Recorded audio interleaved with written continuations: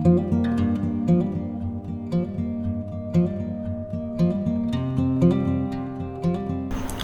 Friends, ये video उन लोगों के लिए है जो सिविल से इंजीनियरिंग कर रहे हैं या आर्किटेक्चर में हैं, या जिन्होंने प्राइवेट कंसल्टेंसी रन करने का अपना विचार किया है और अपनी प्राइवेट कंसल्टेंसी रन कर रहे हैं।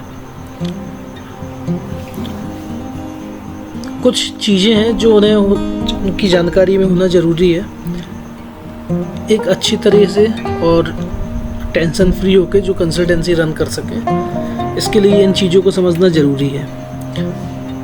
ये हमारा पहला वीडियो है और धीरे धीरे करके इसमें आगे सेशन हम लेके आएंगे। पहला सेशन है हमारा इंट्रोडक्शन, सेक्शन ए। पहला है how to understand house and land registry documents. जो रजिस्ट्री डॉक्यूमेंट्स होते हैं, ज़मीन खरीदने के कागजात जिनको बोलते हैं या मकान खरीदने के कागजात, तो उनको कैसे समझना चाहिए, किस तरीके से पढ़ना चाहिए और किस तरीके से लिखना चाहिए। एक सिविल इंजीनियर को इसकी नॉलेज होना बहुत ज़रूरी है, क्योंकि इससे उस पर्टिकुलर लोकेशन का साइट समझने में आसानी होती है। दूसरा होता है हाउ टू अंडरस्टैंड और फाइंड कैडास्ट्रल मैप। हर लोकेशन के कैडास्ट्रल मैप अलग अलग होते हैं। कैडास्ट्रल मैप को एक लोकल लैंग्वेज में सजरा प्लान भी बोलते हैं या सजरा नक्शा, जो कि आपके लोकल अथॉरिटी में रिकॉर्ड रूम में या तहसीलदार के पास या लेखपाल हो गए आपके और पटवारी हो गए, इन लोगों के पास पाए जाते हैं। ये पर्टिकुलर उस लोकेशन में रकबे का नंबर होता है, कि आपने रजिस्ट्री में भी देखा होगा सजरा क्रमांक लिखा होता है, लैंड नंबर लिखा होता है। तो ये ऑनरशिप बताता है कि किसके नाम पे ज़मीन है, कितना हिस्सा है, उस ज़मीन में कितने लोग हैं, कितने पार्टनर हैं। कैडास्ट्रल मैप में आपको ये जानकारी होती है और उस पर्टिकुलर साइट का एरिया, लंबाई, चौड़ाई, गहराई, ये सब आपको जानकारी मिलती है। उसके बाद हमें समझना होता है मास्टर प्लान।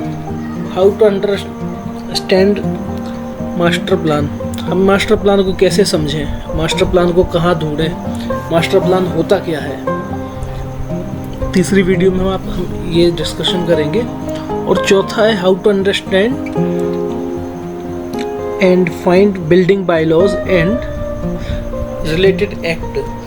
कि कोई भी किसी भी हमें सबमिशन ड्राइंग बनानी है, नक्शा बनाना है, तो उस बिल्डिंग बायलॉज को फॉलो करते हुए उसको बनाना होता है, और उस पर्टिकुलर जगह के रिलेटेड एक्ट कि वहाँ के नियम क्या है। आप जिस शहर में अपनी कंसल्टेंसी चलाना चाहते हैं, उस शहर के आपको बिल्डिंग बायलॉज पता होना चाहिए, उस शहर का आपको मास्टर प्लान पता होना चाहिए, उस शहर का कैडास्ट्रल मैप पता होना चाहिए, और वहाँ की लोकल बॉडी में एनओसी की फॉर्मेलिटीज़ आपको पता होना चाहिए।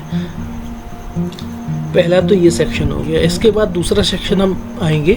इस सेक्शन में हम सबमिशन ड्राइंग की बात करेंगे कि बिल्डिंग बायलॉज के साथ सबमिशन ड्राइंग किस तरीके से बनाना चाहिए, सबमिशन ड्राइंग में क्या क्या पॉइंट होने चाहिए, किस स्केल में बनाना चाहिए।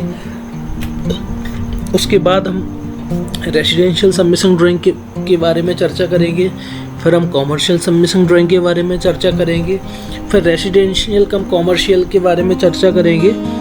इस तरीके की ड्राइंग में रेसिडेंशियल और कॉमर्शियल कॉमन होते हैं दोनों। और फिर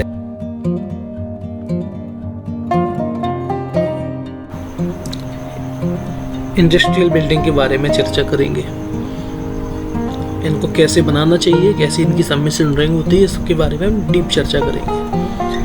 अभी ये इंट्रोडक्शन का सेशन है। इसके बाद हम आपको बताएंगे पर्टिकुलर जो सॉफ्टवेयर होते हैं, जैसे रैबिट है, ऑटोकैड है, 3D मैक्स है, स्टेट प्रो है, ईटैब्स है, बिल्डिंग एस्टिमेशन है। तो इनकी अलग से डिटेल वीडियो बनाएंगे। अभी हम पहले समझेंगे कि क्या क्या चीज़ हमें चाहिए, किस किस चीज़ के बारे में प्रॉपर हमें नॉलेज होना चाहिए।